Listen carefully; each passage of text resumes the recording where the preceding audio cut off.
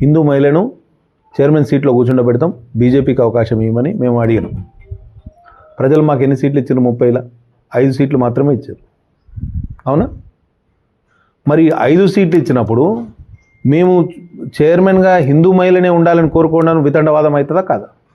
మా వాదనను ప్రజలు యాక్సెప్ట్ చేస్తే మాకు 13, 14 వాళ్ళకి ఇచ్చినట్టు మాకు సీట్లు ఇస్తే మేము హిందూ మహిళను కూర్చోబెట్టడానికి అవకాశం ఉంటుంది. హిందూ మహిళకు వాదనను ప్రజలే అంగీకరించలేదు. ఒక రకంగా చూడాలంటే ఇవాళ గతంలో 8 మంది మైనారిటీలు కౌన్సిల్లో ఉంటే ఈసారి 10 మంది మైనారిటీలు కౌన్సిల్లో ఉన్నారు.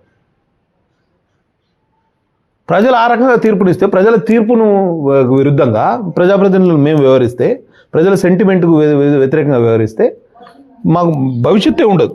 హిందూ మహిళను చైర్మన్ సీట్లో కూర్చుండబెడతాం, బీజేపీకి అవకాశం ఇవ్వమని మేము అడిగినాం.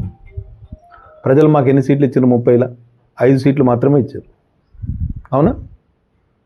మరి 5 సీట్లు ఇచ్చినప్పుడు మేము చైర్మన్గా హిందూ మహిళనే ఉండాలని కోరుకోవడానికి వితండవాదం అవుతుందా కాదా? మా వాదనను ప్రజలు యాక్సెప్ట్ చేస్తే మాకు 13, 14 వాళ్ళకి ఇచ్చినట్టు మాకు సీట్లు ఇస్తే మేము హిందూ మహిళను కూర్చోబెట్టడానికి అవకాశం ఉంటుంది. హిందూ మహిళకు వాదనను ప్రజలే అంగీకరించలేదు. ఒక రకంగా చూడాలంటే ఇవాళ గతంలో 8 మంది మైనారిటీలు కౌన్సిల్లో ఉంటే ఈసారి 10 మంది మైనారిటీలు కౌన్సిల్లో ఉన్నారు.